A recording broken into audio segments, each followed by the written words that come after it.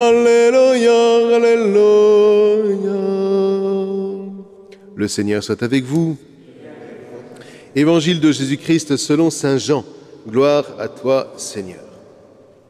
En ce temps-là, Jésus disait à ses disciples : si le monde a de la haine contre vous, sachez qu'il en a eu d'abord contre moi. Si vous apparteniez au monde, le monde aimerait ce qui est à lui.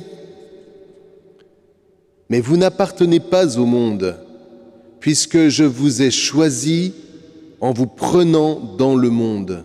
Voilà pourquoi le monde a de la haine contre vous.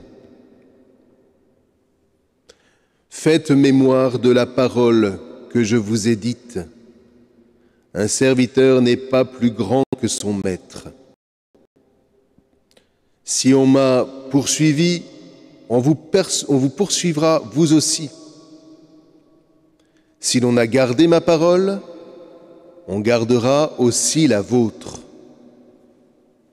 Les gens vous traiteront ainsi à cause de mon nom, parce qu'ils ne connaissent pas celui qui m'a envoyé.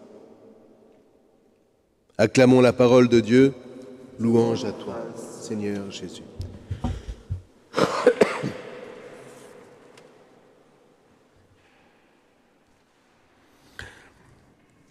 Alors aujourd'hui, le chapitre se poursuit, et je suis un peu désolé, mais on va retrouver les mêmes thèmes que les jours précédents. La liturgie commande, frères et sœurs, donc pardon si je me répète, mais en même temps, c'est en répétant les affaires que ça rentre dans le cœur. J'avais un vieux prêtre qui est mort depuis bien longtemps maintenant, mais qui avait été un ancien professeur, et qui disait enseigner, c'est dire qu'on va dire quelque chose, c'est dire la chose, et c'est dire qu'on vient de la dire. Voyez, voilà. Donc c'est répéter. C'est d'ailleurs pour ça que la liturgie nous fait toujours entendre, entre guillemets, les mêmes textes. Mais comme nous grandissons et comme cette parole s'inscrit de plus en plus en nous, les mêmes textes se dévoilent toujours plus lumineux. Et c'est ça la vie. C'est ça la vie. Hein. Aujourd'hui, le monde nous fait croire que on n'existe qu'à partir du moment où on crée des événements, comme on dit. Hein. Il faut créer des événements, alors il faut préparer l'événement, faut le créer, il faut en faire la publicité, puis une fois que l'événement est passé, qu'est-ce qu'on fait ? Ah ben on en crée un autre. Mais c'est déstructurant, c'est complètement déstructurant. Vous voyez, ça nous met à l'extérieur de nous-mêmes, et c'est parti, alors qu'il faut viser d'entrer à l'intérieur de nous. Et l'intérieur de nous-mêmes, ce n'est pas des événements toujours nouveaux qui se passent. Hein.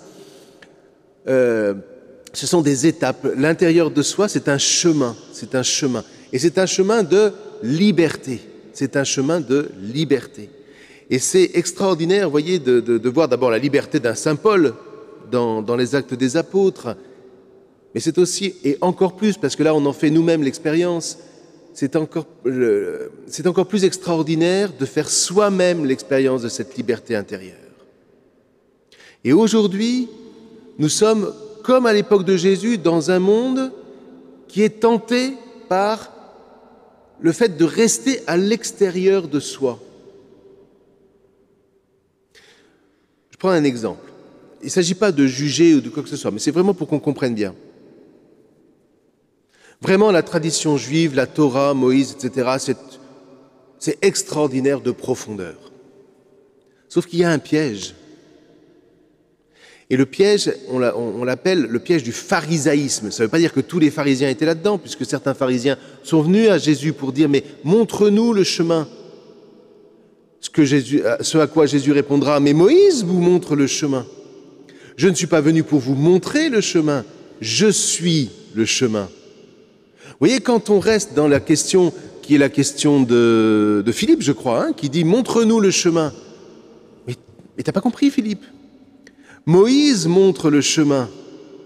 Moi, je suis le chemin. Vous voyez toute la différence ?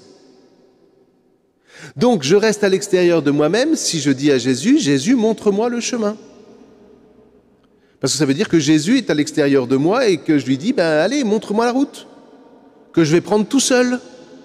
Ah mais non, ça ne marche pas comme ça. Hein ? Et le monde reste aussi à l'extérieur. Alors revenons au aux pharisiens bon ton, enfin ceux qui n'ont pas entendu l'appel de Jésus. À l'époque de Jésus, qu'est-ce qui se passait? Et c'est ce qu'on va venir lui reprocher. On observait les lois. Et parce que j'observe la loi, avec toutes les règles et tout ça, j'ai droit au salut. Et ils en faisaient encore plus, et toujours plus. Et ils se heurtaient à Jésus qui leur disait, mais c'est pas ça. Bien sûr qu'il faut des lois, bien sûr qu'il faut des règles. Mais ce ne sont pas les règles qui apportent le salut. Si tu ne comprends pas ce qu'on appelle l'esprit de la règle, mais tu ne comprendras pas une chose toute simple, c'est que si tu veux accomplir la règle, il faut déjà que tu te libères de ton péché. Et la règle s'appliquera toute seule.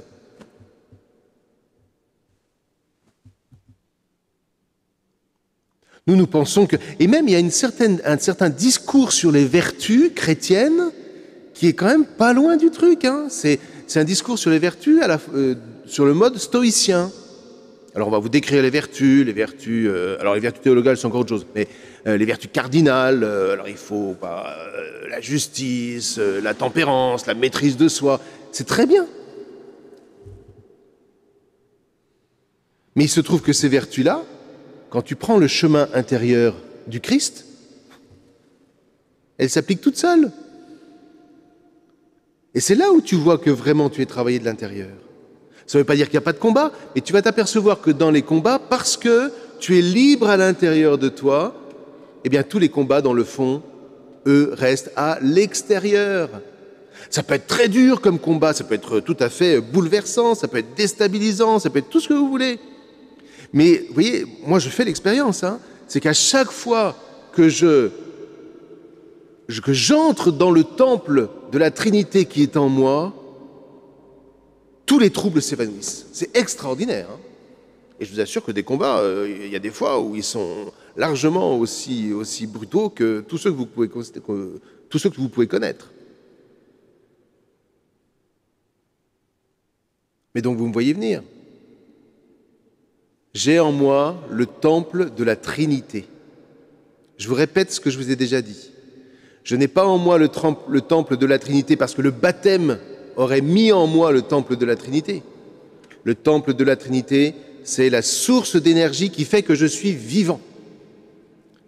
Mais il y a le péché en moi qui a fermé les vantaux de ce temple, ce qui fait que la lumière, tant que je ne suis pas baptisé, la lumière ne peut pas jaillir en moi.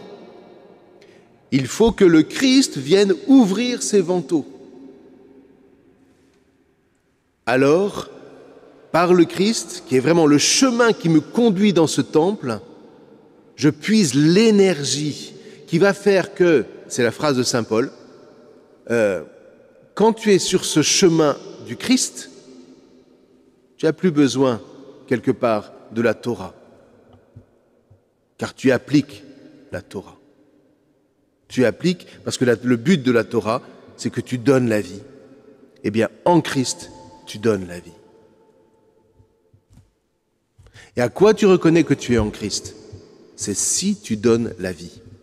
Ça veut dire que même dans les combats quotidiens, etc., de tout ce que tu peux rencontrer comme difficulté, tu choisis avec le Christ de relever.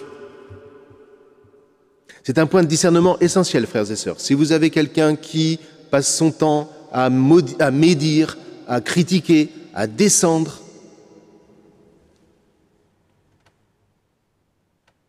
il n'est pas sur le chemin du Christ.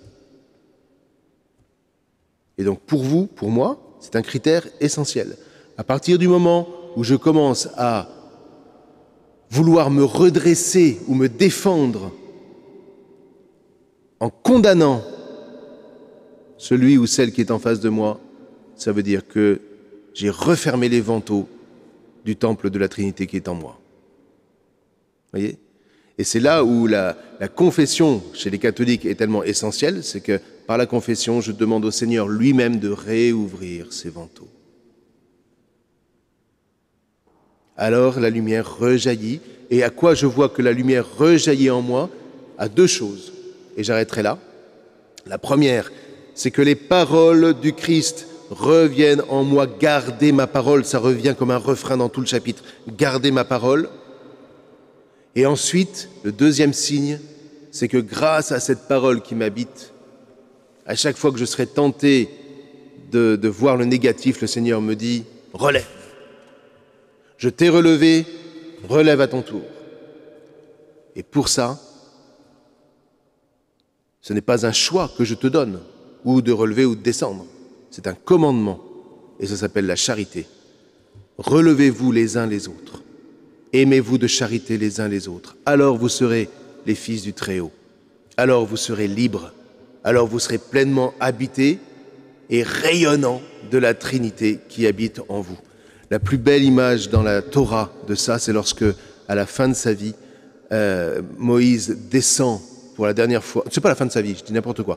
C'est avant de partir du Sinaï. Il descend du Sinaï et il est tellement habité par la Trinité qui est en lui. Alors on ne vous dit pas des choses comme ça, hein, on est d'accord. Mais il est tellement habité de Dieu que son visage rayonne d'une lumière qui est même insupportable. Il faut qu'il la voile pour que les gens puissent être devant lui. Eh bien ça, c'est ça. C'est ce qu'on représente quand on met une auréole sur les saints.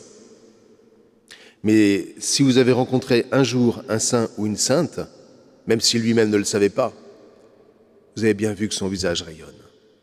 Moi, j'ai eu cette grâce. J'en ai rencontré 3. Le 3e m'échappe, mais c'est pas grave. Mère Teresa, frère Roger de Thésée, et Jean-Paul II.